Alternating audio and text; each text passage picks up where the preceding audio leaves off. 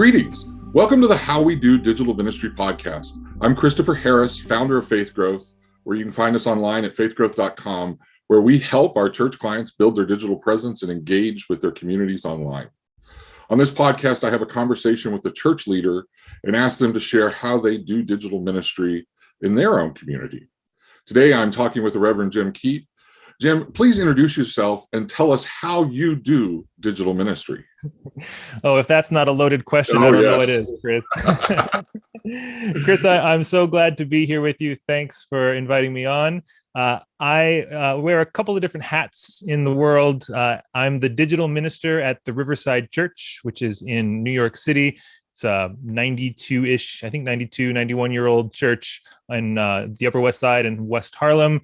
It's literally the tallest church in North America, which is kind of cool. And Martin Luther King Jr.'s preached there a dozen or so times, along with many other incredible figures. So no pressure when you step into that pulpit there. So I'm the digital minister there. And then in addition to that, in whatever free time I have, I'm the director of online innovation at Convergence, which is an organization that does coaching, consulting, and resources for churches and faith communities, helping them move from organized religion to organizing religion. So I get to help churches similar to this conversation, think about how they can do online church and digital ministry and whatever the next step for their work might be. Wonderful. Well, one of the reasons I was excited to have you on is that, your title, digital minister, and at Riverside, and also, this is not post-pandemic. You've been doing this much longer, I don't know how long, but I know that you were in that role before the pandemic hit. So tell us a little bit about, what is your role as digital pastor, digital minister there at Riverside, and what is kind of your typical day look like, I guess. Yeah, well, it's definitely evolved quite a bit, as one would expect, given what the past almost 2 years now has been. 20 months, I think, is my last count.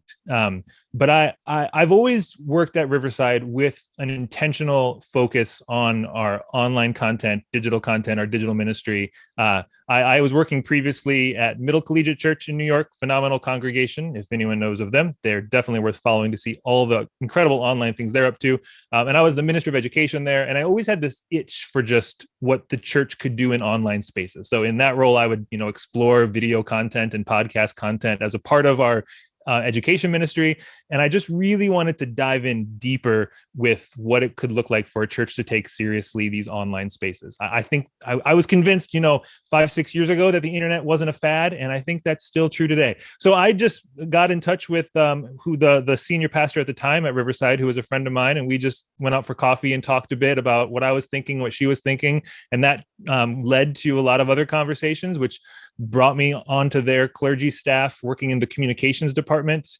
So at that time, Riverside really had a lot of clergy who were kind of in a kind of bivocational sense, not that we did some other job on the side of working at the church, but that we were clergy, but we kind of worked within the church in kind of a non-typical clergy role. So we had like a minister of stewardship and development, a minister of communications, people who were specialized in this kind of other area, who brought both that expertise and kind of the pastoral clergy mindset as well. So I kind of entered that arena with that kind of clergy role and communications role, but I kept wanting to go deeper and deeper with prioritizing our online congregation, our online community. Riverside's been live streaming our Sunday morning services for almost a decade.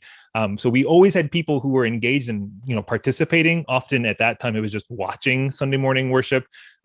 And I really wanted to take seriously, who are these people and can we get to know them? And can we be intentional about cultivating and creating online content and online communities so that they can have that sort of connection and faith formation as well? So I was leading our communications team at Riverside, living in New York City. And then spring of 2019, I went to my boss and said, my wife and I are ready to leave New York, but I don't want to leave Riverside.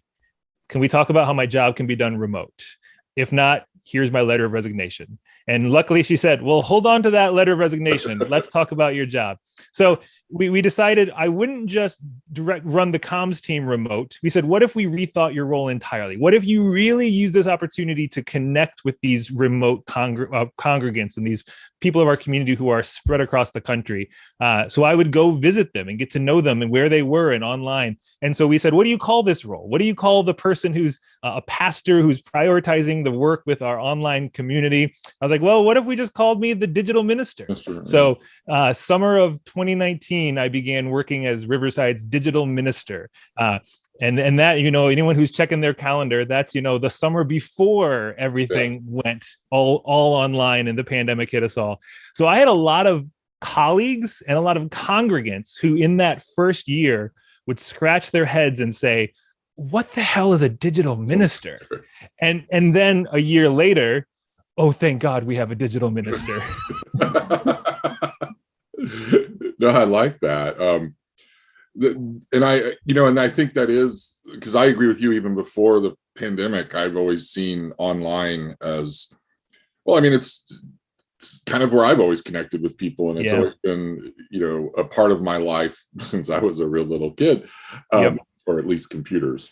Didn't have the internet then, but and so I like that you started taking that serious, and then then everybody, the pandemic did really shift everybody's mindsets that, oh wait, we can connect this way. So tell me, in your online work, where is a time or an experience that you've encountered God online or seen God at work online? Well, I remember probably 10, 12 years ago, I was speaking at a conference and I was talking about online church and digital ministry, a decade ago. And I had a slide, and I think I had a tweet somewhere with it as well, where I said, virtual isn't the opposite of real. Virtual is the opposite of physical. They are both real. Because people often think, these are my real friends. These are my Facebook friends, or we'll do that in real life as if these online spaces aren't real. I mean, we're on Zoom right now, but I'm seeing you face to face. I just saw you drink your coffee or tea or whatever's in that cup. This is a real connection we're having. And I had that kind of hunch for a decade or more. And during these past 20 months, it has been incredibly fulfilling to see that hunch realized and actualized in so many ways and places. So seeing congregants discover these online platforms as spaces for real connection with one another. I mean, to me, that's where I always see God showing up in congregational life anyway. It's in the rubbing of shoulders of people with one another. And now, it's just that digital version of that. I think specifically of a congregant at Riverside, Willa, who lives just across the Hudson River. I think she might be able to see the church from where she lives. But for the past 6 or 7 years now, she hasn't been able to drive herself. So she's unable to get into New York City on Sunday morning. So she hasn't been able to come to worship at Riverside for quite some time, until the pandemic. And then worshiping online became such more of like that's a thing I can do. And not only just, being a part of the Sunday morning live stream, but then we have a virtual coffee hour on Zoom every Sunday after worship where we have like a conversation with the preacher. And Willa is there every single week. And she talks about how she has felt more connected and closer to her Riverside congregants during this past 20 months of the pandemic than ever before in her time at Riverside. Mm-hmm. And to me, those moments of people having that connection with one another through these online spaces, that there's something divine going on in that. And I know that's just one of many stories I've seen at Riverside and hundreds we've all encountered during these months as well. And I'm so grateful for how God can work even in these online spaces like that. Yes. I mean, it's about the connections more than anything, which goes back to the community. I mean, we're built to be in community. And I guess that's why I've always loved online. It's helped facilitate that community for me in many different ways in my life. So tell me, kind of, I know y'all are doing online worship. What are some of the other things that y'all are doing online to kind of connect with people and engage, in your ministry? Yeah, there's a multifaceted approach to that. And my kind of, my overarching philosophy, there's two aspects to it. One, I think that how do we foster spaces for people to connect with one another, connect with God? I think that in order for that to happen, sometimes you need like a spark to get, the campfire started. My metaphor is this. If you saw a campfire out in a field and a few chairs around it, you might think, I might go sit there and check out what's going on. Mm-hmm. If you just saw a circle of chairs in a dark field, you might think, I'm going to walk the other way. That looks creepy. So I think that the online content, whether it's podcasts or videos or whatever sort of thing, live streams, those become the campfires around which people can gather to have those conversations. So they're important. It's important that you build the campfire so it's going to burn right, blah, blah, blah, all that. I can pontificate on how to build a campfire too. I love to go camping. But that's my mentality. I think so. A lot of my time is spent kind of with an awareness of both of those realities, creating the online content or helping consult with other colleagues or staff or clergy as they do it in their context, and then helping have a sense of what is the community that's gathering around it. So, I mean, there's a lot of video content I'm producing, whether I'm making it or I'm working with other staff to have it made. We experimented with TikTok this past year. Well, we experimented with vertical short form video, which means TikTok. But we did that when YouTube Shorts came out and when Instagram Reels started rolling out, and thinking, okay, we can take one piece of 60-second vertical content, post it on all three channels. Let's see how it performs. What's the kind of engagement? So just kind of experiment. TikTok definitely took off for us. So that spends a lot more of our time and strategy now, but just finding ways to cultivate and create the content in spaces where people are. So video stuff, podcasts, we do our sermon talk back as part of our virtual coffee hour after worship. That's also recorded and produced as a podcast in case people can't make it, because that's done just on Zoom. It's if you're in the building, we have a kind of a Zoom setup where you can go to a room and participate, but we've designed virtual coffee hour with the online congregation as the primary audience. What a novel concept. So producing podcasts, we do a seasonal devotional podcast called Be Still and Go that I'm just now getting things geared up for our Advent season.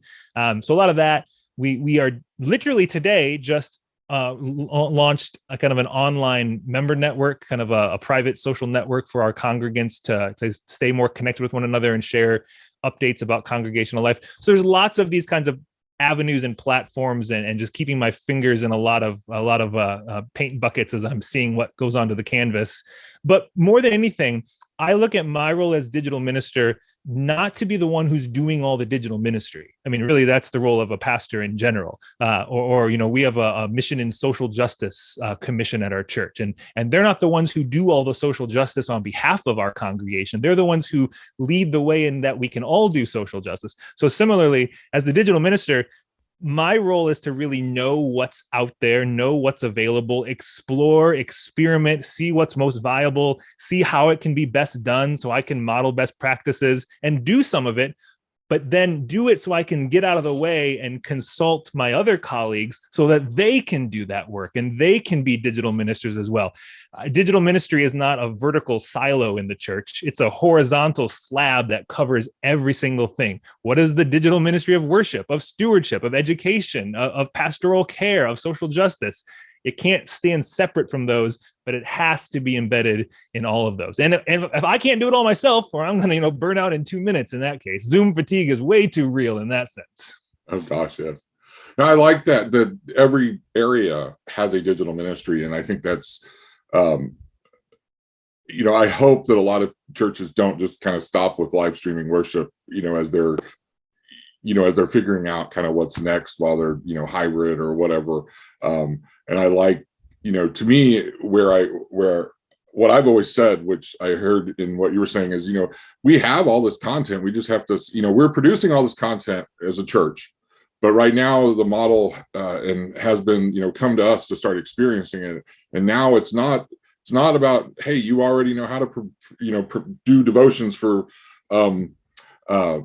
Advent, your example about the upcoming podcast. So now instead of just like maybe writing a devotion, why don't we put a podcast together? So now we start, it's kind of that same principle of devotion. And we've kind of always had a history of that, but learning how to publish digitally so that we can connect that way where people are. And I really, so I like that you have a big focus on the content. And it's not it's not the networks, it's not the tools necessarily, but it's like, hey, we're producing good content, and then we're kind of testing to see where we're getting response. Absolutely. Yeah. Which is both, where are our congregants already? If someone always says, like, what social network should I be on for my church? Well, my first question is always, what social network are your congregants on? That's an important question to ask. And then you also have to ask, what social network are the people on that I feel called to connect with and engage with? So those sometimes those are the same, but they're often not. I mean, most congregations, I think, have their congregants on Facebook. As much as we all might love or maybe hate the platform, most church demographics seem to hit the Facebook category. At least it is in my experience. But I mean, if you want to think, I want to reach emerging generations, all right, Facebook sure as hell isn't the place for that. They're jumping off that ship like nothing else. I mean, that's where for us, TikTok has been the space to say, oh, what can we reach new people we've never encountered before? But holding the two, intention sometimes is necessary. And I think around content, people often, it can be intimidating because people think I need to make original content. I need to, record I need to become the new Casey Neistat and make this ongoing vlog series or something, or I have to become the whatever, I remember Rob Bell's Numas back in the day or something. And it's like, okay, making original content can be good, but it can be really time consuming. And I think that's where repurposing content is where you can play really smart. I mean, I had a pastor once say, I know I should be on Twitter, but I don't know what to say. And I said to her, you preach a sermon like 48 Sundays a year. So take 3 sentences from each one, and those are 3 tweets. Oh, I can just take the thing I've already written and use that. Yes, that's where you can make your 60-second YouTube short TikTok from the recorded sermon content. You can repurpose it in these intentional places. And then I think additionally, the third thing, which maybe we should do most of, is curating content, recognizing there's already content out there. And as faith communities, we can simply let our congregants become aware of it. I mean, that can be the power of the retweet on Twitter, or making some sort of like a, playlist on your website of here's some resources or guides that the pastor or the clergy recommend. And I think that does 2 things. If a pastor or faith leader intentionally prioritizes curating content, even more than repurposing and creating original content, it, one, gives them more inputs. It diversifies who they're learning from and absorbing from. And then it also decenters them as the only, God-sent authority. Suddenly, look at this great podcast by this guy named Chris. You should all check it out. It lets you pass the mic and see other voices that have always been speaking, but we just often haven't been listening. So that's my kind of mindset on content itself, is creating original content, repurposing content, and curating content, and making sure you are holding those all proportionally and appropriately. Yes, and I totally agree, especially on the repurposing piece.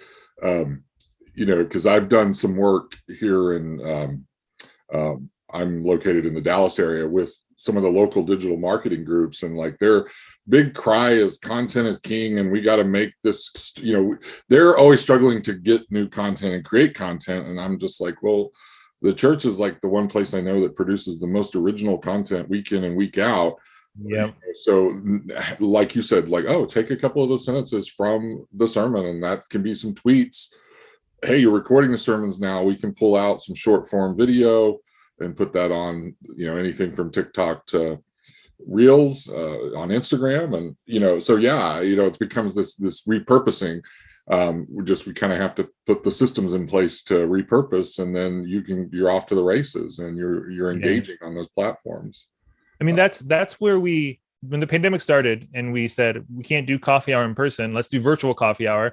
What are we going to do on that Zoom call after worship that's not just utter chaos of everyone's worst nightmare of family reunions on Zoom, where either you're staring at the screen silently or everyone's talking at once? But then we said, okay, let's offer some sort of structure to it. So we have one of our clergy kind of hosting the space each week, and they kind of facilitate the conversation with the preacher and with the congregants. But our thought was, okay, you just preached a sermon. So we got to hear you for 20, maybe 25, sometimes 30 minutes even at Riverside. I'm pretty sure you spent a lot of time working on that sermon. We're not going to let you get away with just 20 minutes of talking. We know there's a bit more in you. So we would have, a 30, 45-minute conversation with that sermon talkback. We're repurposing the sermon for this virtual coffee hour. And then we said, let's record the virtual coffee hour sermon talkback and repurpose that as a podcast. So we're repurposing the repurposed thing, and it takes a little bit of work, but it doesn't take a ton. It takes a lot of intentionality and a little bit of work, and then suddenly we're making things available in a greater depth in so many other ways. I love it. Can you say a little bit, because when you were introducing yourself or telling us about your role at Riverside, I can't remember exactly when it was, you were talking about you wanted to be very intentional, especially when you went remote, about getting to know the people, the online congregants. And so do you have any strategies for, because I hear a lot of pastors saying, well, I can see they're watching our, they're worshiping on our online worship because the views and things, but I don't know who they are. So how, what are some ideas or things you've tried to really get to know the people that are participating online? Yeah. I mean, one intentional thing at Riverside was, rather than just knowing that this number existed because we can see the metrics on views or whatnot, or even at Riverside, we might know we've had members who've left New York. It was being intentional about seeing their names and then following up with them. Hey, Michael Thomas, I'm Jim Keat, one of the pastors at Riverside. Nice to meet you. Where are you from? Oh, you're in Georgia. Oh, you're moving to South Carolina. Great. I'd love to just get to know you. So whether sometimes it's just a Facebook message, an email exchange, Zoom calls with them, but it's the little work of reaching out. And then at times, being someone they know that they have a pastor who is there for them, even if, because often we think, location and proximity is where that resides. We just default to that. So if I can't get to the building, do I have a pastor I can, call or go to? And we wanted them to know, you can contact any of the pastors at Riverside, but there's one in particular who's looking for you. So it just was, I look at who's commenting, and I look at who is actively participating in some of those ways. And then I try to always respond back to them and follow up with them and just find ways for them to stay connected and get involved. Like one thing we've done at Riverside is now we're back to having congregants in person in the building again for worship, but we still always have recorded content as a part of our worship service. So our online remote congregants can be scripture readers, or we've had maybe 3 or 4 sermons preached, recorded since we had congregants back in the building. So, because we still want to make it possible for the online congregation to be not just peeking in through the windows and watching church happen, but we want them, even in a live stream capacity, to feel like they have the ability to participate and be a part of that experience. I just try to be intentional about knowing who those people are. There was a season before the pandemic when my wife and I were traveling full time, which is a whole other adventure. We lived in an Airstream for a year, which was a whole lot of fun. And when we were traveling, I would kind of keep track of where our online congregants were. And if I was in their area, I would say, hey, you want to go grab coffee together? And how often does someone who considers their church, thousands of miles away, ever feel like they're going to get to have a pastor take them out to coffee? So it was that kind of let's make that happen. Granted, that hasn't happened much now since we're not really traveling a whole lot, but it's still that, more than anything, it's the intentionality about being aware of who they are, where they are, getting to know what's happening in their lives, and including them as part of the life of the community. No, I will say, initially, pre-pandemic, it was very much me getting to know these people. Now that everything has gone online and everyone was pushed online, we were online only from March 2020 until August 2021. The only way to go to church at Riverside was through YouTube Live and then the Zoom coffee hour. So during that season, these online congregants really became enmeshed in the life of the congregation. Everyone was an online congregant. So now there's so much more integration of those online individuals and the in-person individuals, and the relationships are forming. It's just really rich and wonderful and fulfilling to see. So my role is just to kind of keep an eye on it and get to know them and be someone who knows them as more than a number, but knows them as a name with a story and has a part in that. Yeah, I mean, and you're just intentional about that in doing it in a digital way, because I kind of think, pastors do this all the time, but they don't have to think about it because, there's either, hey, you pretty much when somebody's new on a Sunday morning, if you're church, in the average size church that's not too huge, and you probably have a chance to shake their hand at the door or say hello. And, get to know them a little bit and start that conversation. So it's a similar concept, but you're just being intentional and making sure to get in those comments and exactly. Yeah. I mean, this is the inevitable future.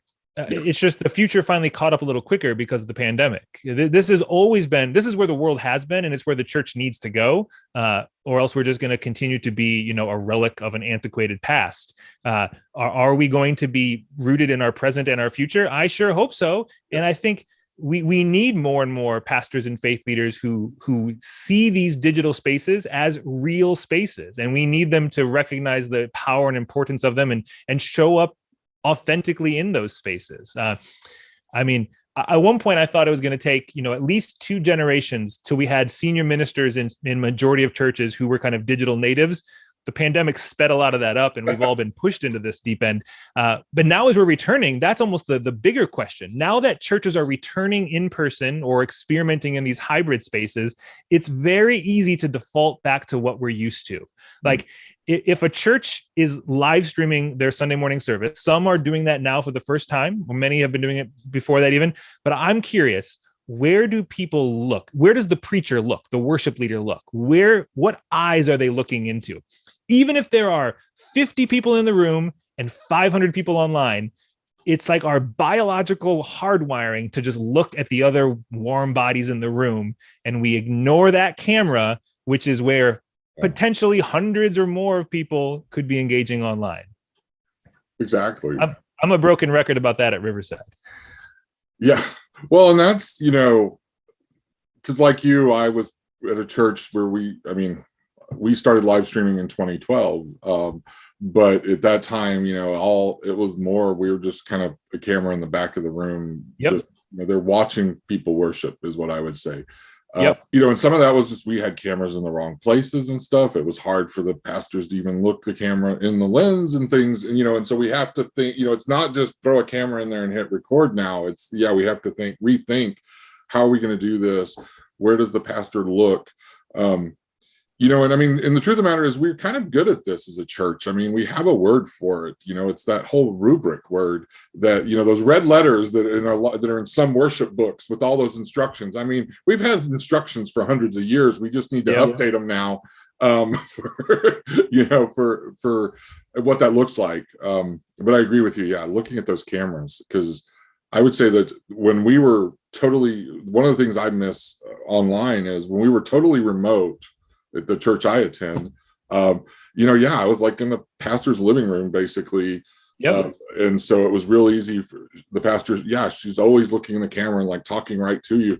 And now they're doing hybrid and they're trying. I don't want to, yep. I'm excited with what they're trying, but there is some intimacy that's been lost. And I think especially in those hybrid moments, that's where I think eye contact with the camera is more important than ever. I think it does 2 very clear things. Number one, it reinforces that sense of connection and intimacy with the online viewer. It's like we're on a video call right now. I'm looking right into the camera.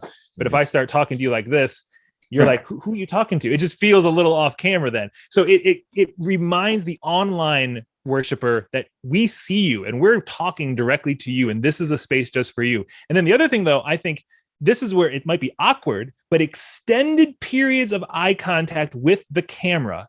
Imagine what that does to the other people in the room. Wait a minute. Why isn't she looking at me right now? Oh, wait a minute. There are more people worshiping than just in the room. It just reinforces and reminds all of us who all of us is. My rule of thumb is you should spend most of your time looking at most of the people and some of the time looking at all of the people. But you need to know then, where are most of the people at? Right now at Riverside, we have more people worshiping online than we do showing up in person. But the default eye contact, not to throw my own church under the bus, tends to go back to the people in the room. And so it's always that sense of, are we aware of who's with us? Even if they're not physically in the room, they are still very, really present with us. Maybe we'll have to, like what they were doing at sporting events, putting in the cutouts of people. Maybe we'll have to put cutouts, but with cameras though in there. Well, sporting events. Talk about hybrid events. professional sports have nailed hybrid events much longer than any of us. I mean, but granted, what they do is they create kind of two different experiences. You have two different announcers. So, I mean, that's what's unique. Churches are still trying to create a unified hybrid experience, not this, dissected, bifurcated hybrid experience. So we got to kind of pick a route and know how we're going to do it, and then know what the constraints are, what the shortcomings are. And anyway, so a lot of my time at Riverside is this stuff. I just think a lot about this and think about how these little changes make a big impact and what we can do more intentionally. And it's a lot of fun. Yeah, I like that. Well, I like that it's just, what I've enjoyed about our conversation today and the podcast is just that, it's more about, doing the ministry you've already been doing, but we're looking for those ways to integrate it online. And to me, I hope that's a message of hope to our listeners that, that in one sense, they always, when there's some new thing, we always go, well, they should teach that in seminary. And I'm just, and the more, I don't know how you teach. I mean, it's like you were taught how to do ministry in seminary. Good. Now all you need to do now is how do you apply that online? And that's just honestly thinking through what you already know and what that foundation is, because the online's continuously changing. That, if you learn Facebook today, Facebook probably is not going to be as dominant in another 5 years. So by the time this podcast comes out, it might not even be called Facebook anymore. Oh, the rumor is they might be announcing it on October 28th, which I think by the time people hear this will be in the past. Exactly. Yes. So yeah, it may not be Facebook. And I forgot about that. I got to pay attention tomorrow. Anyways, we're recording this on the 27th, by the way. So we're just about out of time, and I have one more question for you. What would be your one piece of advice that you would offer to your colleagues in the realm of digital ministry, or maybe multiple pieces of advice? Yeah. So it can be very easy to look at the kind of landscape of digital ministry, online church, the internet, and just see so many things that we weren't taught in seminary, and so many things that are constantly changing. Just if you wanted to list the most popular social networks right now, Facebook, Twitter, Instagram might still be the Holy Trinity, but there's so many others that keep popping up, from TikTok, Snapchat, Clubhouse, Fireside, all these things that exist, and to go on and on. I think the biggest thing I want everyone to know is when it comes to all the things, you can't do and you shouldn't do all the things, because then you're just going to exhaust yourself even more than you already are. You're going to burn out more quickly than you're already on trajectory for. And just, I like to think, why half-ass anything when I could full-ass one or two things? So pick the things that are most salient for you and your community, that are most energizing for you as an individual, because if you're energized by it, you'll actually be motivated to keep trying and tinkering and playing with it, and just go there. So it might just be, all right, we're just going to really double down on our Facebook presence as a church, and we're going to do what we do as a church, and we're going to find ways to intentionally integrate it into Facebook or into Twitter or into YouTube. YouTube, I think, is definitely a good bet for every church. They're the second most viewed website in the world and the second most used search engine in the world.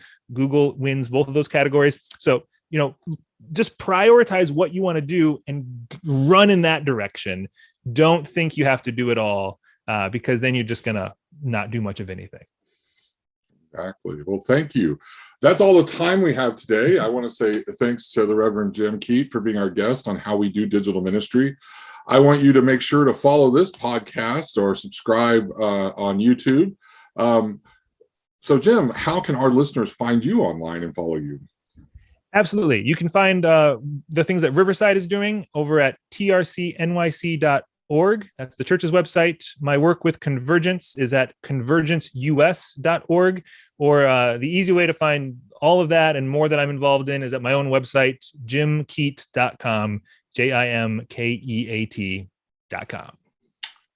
Well, thanks again for listening. We'd love to connect with you in another way, too. We ask all of y'all listening to join our private Facebook group, cleverly titled How We Do Digital Ministry. The link will be in the show notes. It's a great place to discuss all things digital and ministry related with colleagues from around the globe, so that you can continue this discussion for the next week until a new episode drops.